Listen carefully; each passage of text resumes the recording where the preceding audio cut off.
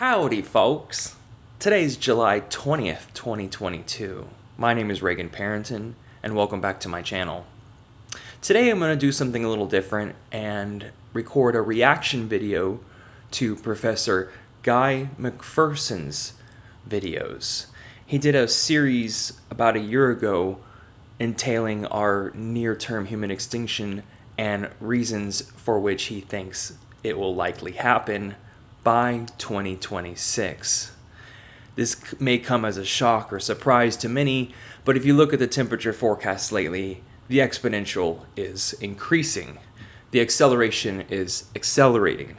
Yes, all of the predictions which the Met Office and Weather Meteorological Associations predicted would occur in 2050 or 2100 is happening now here in 2022. So, without any further explanation, I'd like to go ahead and say who Mr. Guy McPherson is. He does have a complete three-part series on his credentials and degrees in which he filmed in great quality. However, the videos that we're going to watch today, should I also mention, are, let's put this frankly, the quality is something like monkey ass or donkey dick. And I can say this as being another content creator. Honestly, you couldn't pay a freelance editor like $30 or $40. This is your most important work. You know, you couldn't make it a little bit more presentable, but I don't want to critique any further. He's an amateur filmmaker, and clearly he didn't know how to hit large size images on Google when he was researching the content for this videos. But never mind all that. I'm just opinionated and nitpicky. You know this. So, who is Guy McPherson?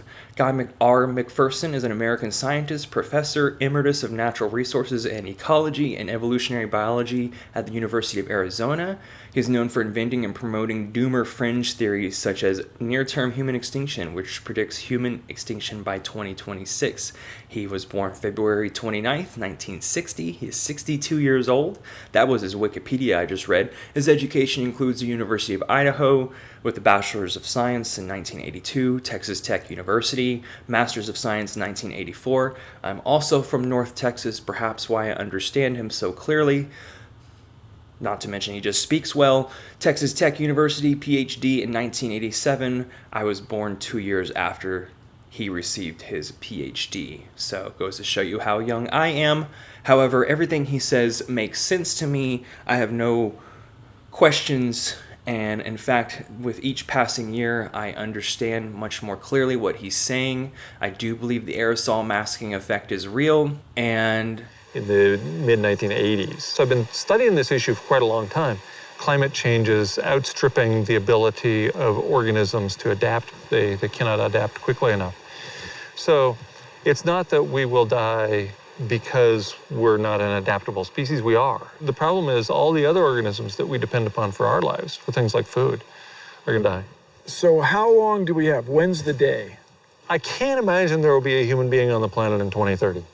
I think habitat for humans will be gone before then. So you think in 15 years there'll be enough habitat loss that everybody will be wiped out, you and your wife included? I believe that's the case, yes. So 2030 he's dead, huh? Yep. 2030. Wow. Yeah, wow. Wow.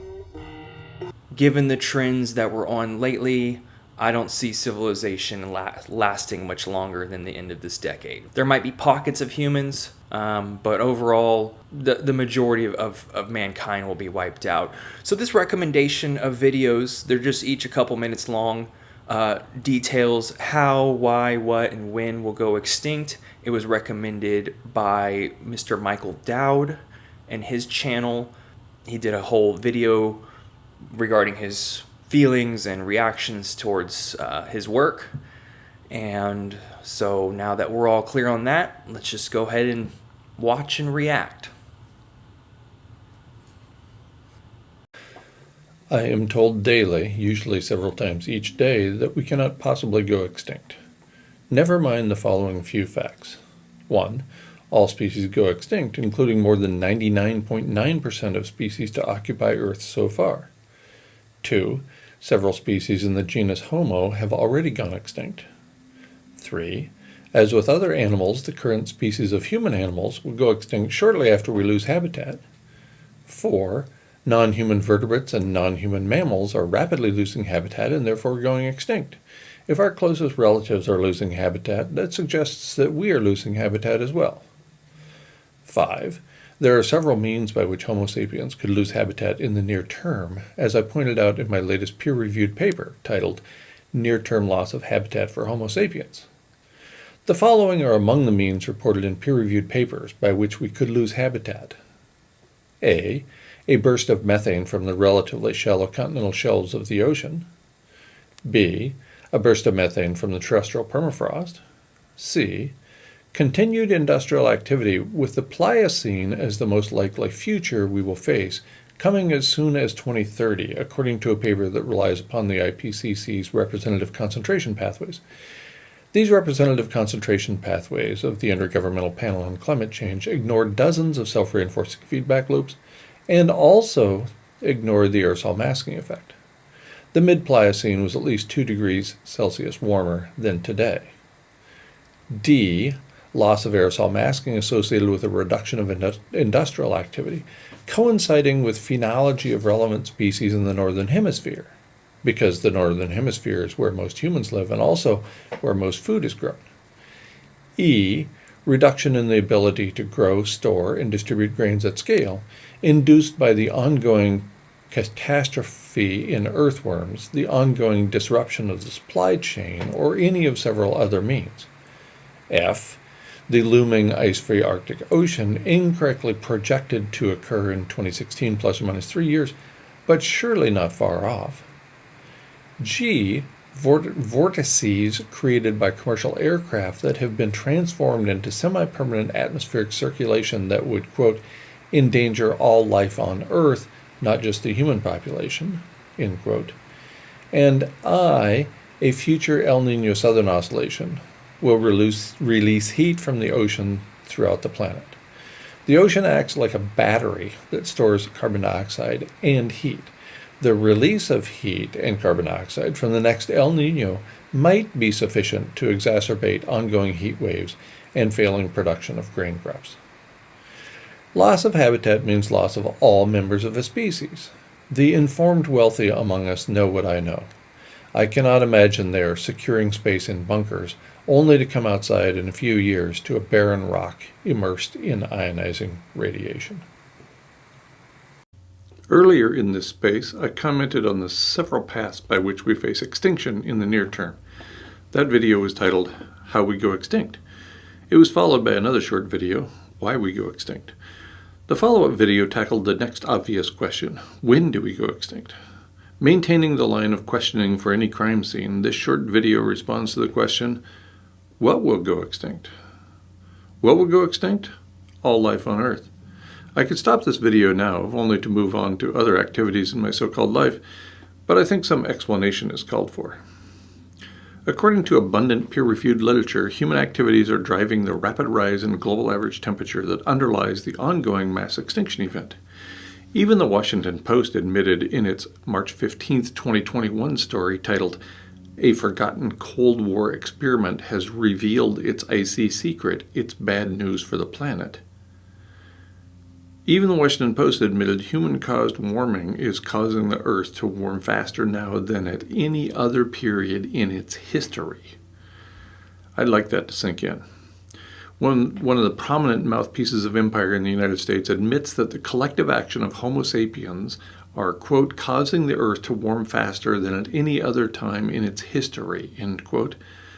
According to abundant peer-reviewed literature, the ongoing mass extinction event is one of many horrible outcomes resulting from planetary warming. As I indicated previously in this space, our untimely demise is long overdue. Again, I'm surprised we made it this long with habitat for our species remaining on Earth. After all, we are human animals. We are classified as vertebrates and as mammals, otherwise known as vertebrate mammals. As I have pointed out earlier in this space, Non-human vertebrates and non-human mammals cannot keep up with the ongoing and projected rates of environmental change. As a result, non-human vertebrates and non-human mammals are rapidly going extinct. To expect that human vertebrate mammals will somehow escape the fate faced by non-human vertebrates and non-human mammals seems like quite a leap of faith to me, otherwise known as delusion. As Oxford University Professor Emeritus for Public Understanding of Science Richard Dawkins has pointed out, quote, "Faith is belief without evidence and reason. Coincidentally, that's also the definition of delusion," end quote. Among the surprises, we have managed to avoid an ice-free Arctic Ocean projected to occur in 2016, plus or minus 3 years. This linear projection appeared in a peer-reviewed article published in the 2012 edition of Annual Review of Earth and Planetary Sciences. Such an event, in the exceptionally rapid change in global average temperature to follow, would cause a loss of habitat for human animals in very short order. We have also managed to escape the loss of all life on Earth due to rapid environmental change. Such an outcome is anticipated with a 5 or 6 C increase in global average temperature in a peer-reviewed article published in Scientific Reports on November 13, 2018. We are currently about 2 C above the 1750 baseline, with considerable additional heating already baked into the proverbial cake, the hot, dry cake. We have also managed to survive a pandemic so far. The reduced industrial activity associated with the pandemic likely would have caused loss of habitat for humans throughout the world had the first or third waves of the pandemic occurred during the growing season in the Northern Hemisphere. After all, the Northern Hemisphere harbors most of the terrestrial surface on Earth, as well as most of the humans and most of the vegetation. There are other means by which an existential threat could manifest quickly. For example, we are facing what has been called the McPherson paradox by my online acquaintance and supporter, Bill Eddy. Briefly, it goes like this. Civilization is a heat engine regardless how it is powered, a conclusion based on the laws of thermodynamics and reported in at least 5 peer-reviewed articles by Professor Tim Garrett at the University of Utah. As I have pointed out previously, a paper by Burke and colleagues published on December 26, 2018 in the customarily conservative peer-reviewed Proceedings of the National Academy of Sciences indicates, quote, "Climates like those of the Pliocene will prevail as soon as 2030, end quote. Mid-Pliocene temperatures were at least 2 C warmer than today.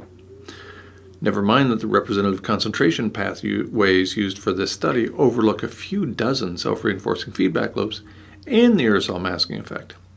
Any informed look at these representative concentration pathways will reveal the rapidity with which global overheating makes them obsolete. As a conservation biologist, I cannot not imagine habitat will remain for humans, or many other species for that matter, in the face of such rapid environmental change. Civilization is a heat engine, but slowing or stopping civilization heats Earth even faster than the ongoing planetary heating resulting from this set of living arrangements. The impact of the aerosol masking effect has been greatly underestimated, as pointed out in a February 8, 2019 article in Science, and then again in the July 18, 2019 issue of Geophysical Research Letters. As indicated by the lead author of the former paper during an interview on January 25, 2019, quote, "Global efforts to improve air quality by developing cleaner fuels and burning less coal could end up harming our planet by reducing the number of aerosols in the atmosphere, and by doing so, diminishing aerosols' cooling ability to offset global warming," end quote. The cooling effect is, quote, "nearly twice what scientists previously thought," end quote. Bear in mind that the loss of aerosol masking will quickly warm the planet. However, the resulting impacts on humans must be mediated through the reaction of other organisms. The life cycle of all plants, including crops, follows seasonal patterns. As a result, immediate warming of Earth will not cause instantaneous loss of habitat for human animals. To summarize, there's no turning back. We are destroying the living planet through societal activities, yet our near-term demise is not good news for the living planet.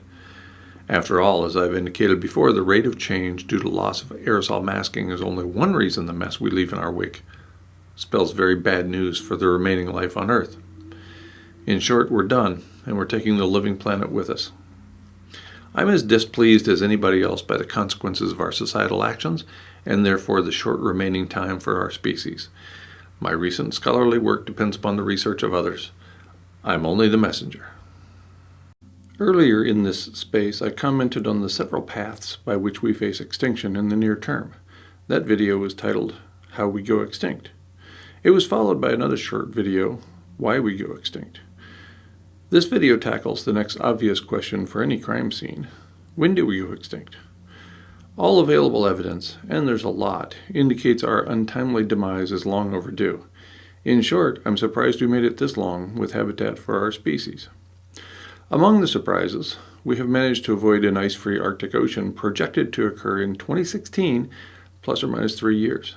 This linear projection appeared in a peer-reviewed article published in the 2012 edition of Annual Review of Earth and Planetary Sciences.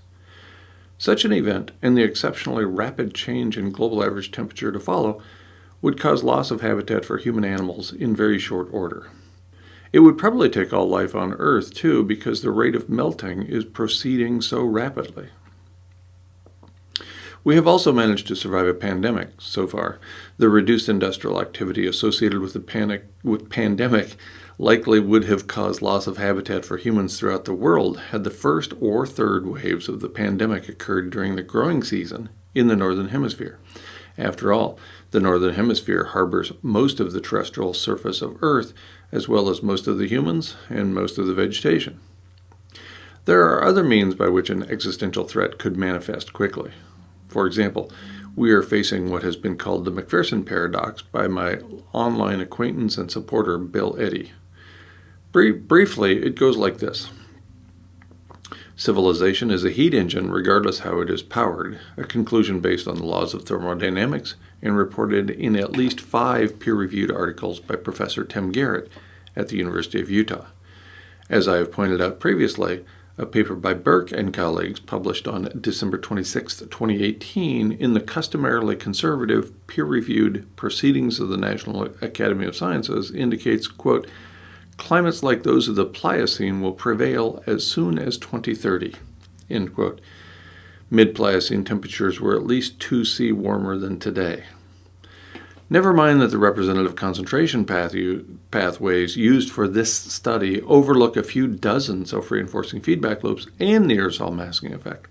Any informed look at RCPs, representative concentration pathways, will reveal the rapidity with which global overheating makes them obsolete.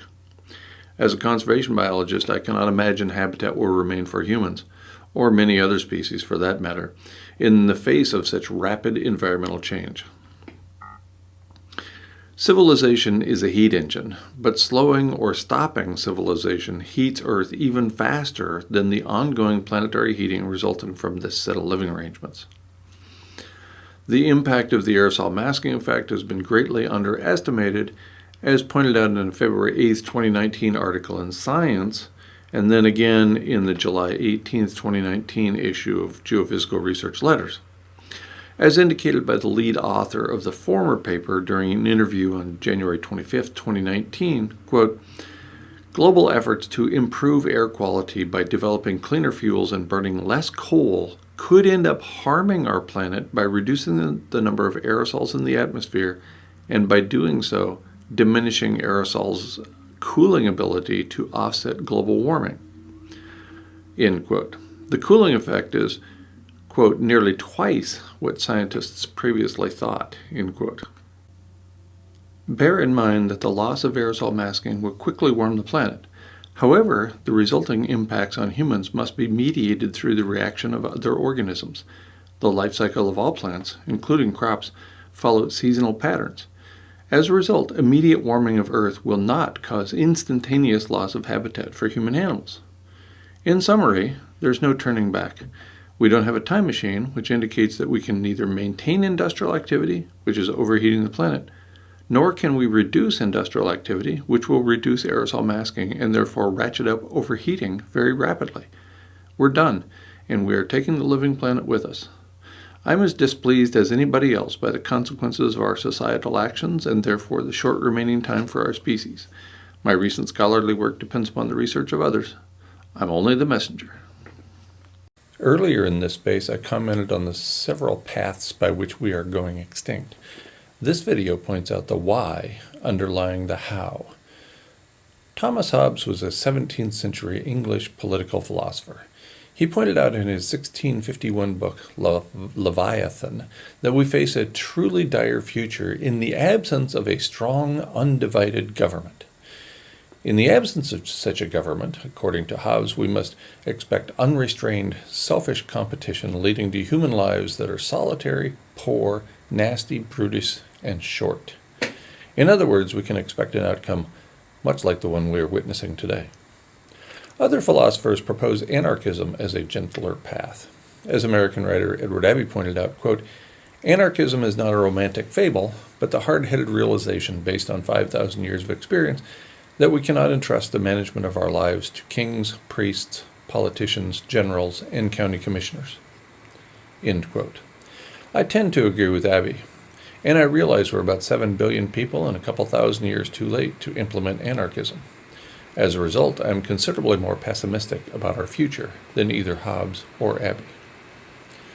On a beautiful planet being ground into dust by industrial civilization, every day I witness numerous cases of selfishness. Contemporary individual humans tend toward selfishness and, far too often, self-absorption. Witness the lines at the grocery store, or the typical human behavior in the midst of automobile traffic, or the obsession with acquisition of privilege at the expense of others. The list goes on. Obviously, it wasn't always this way.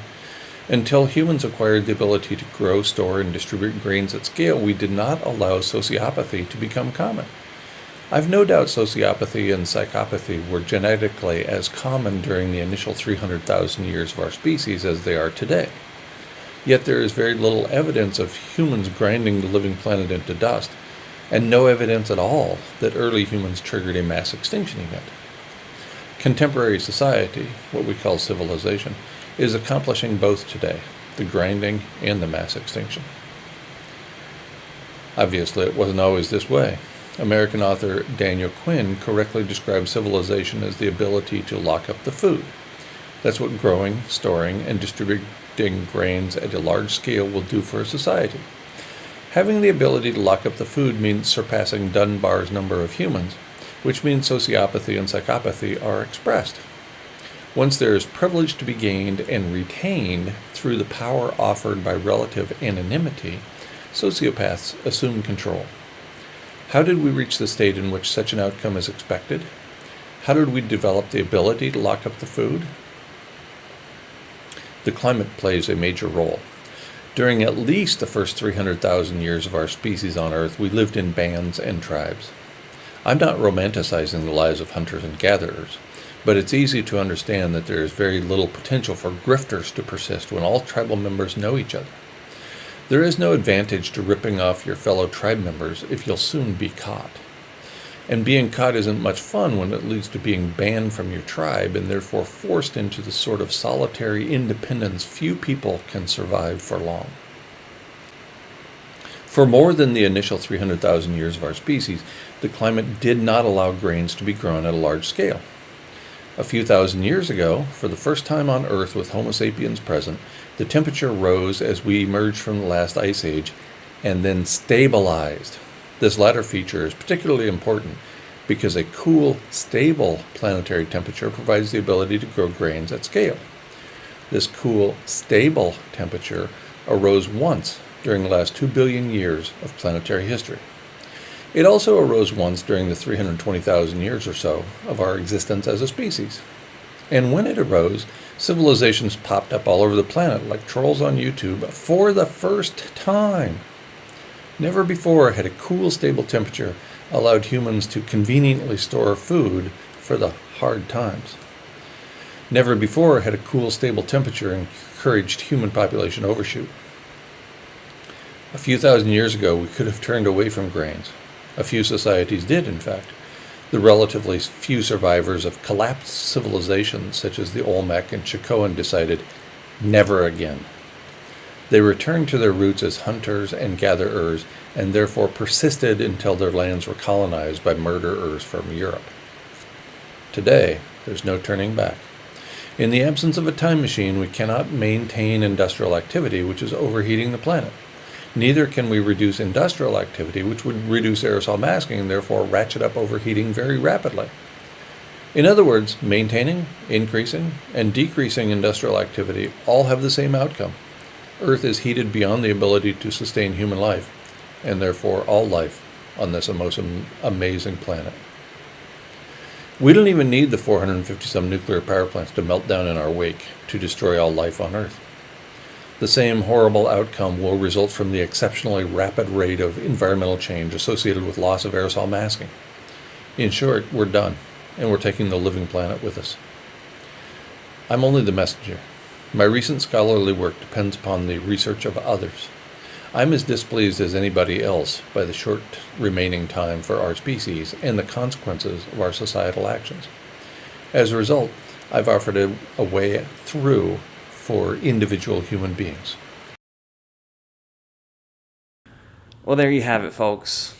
The how, why, what, and when. Well, he didn't really go exactly when, because it's hard to determine when we'll have an absolute Arctic, ice-free Arctic summer, though many are suspecting within the next year or next year after, perhaps even at the latest 2025. Either way, with the rate of warming and environmental change and habitat being all the things that sustain our life, it is not hard to imagine us either not existing or living very horribly, even in the most developed and privileged countries, by the end of this decade. And yes, mass societal chaos and anarchy perhaps will reign at that point in the last few waking hours of human existence. We've never been here before.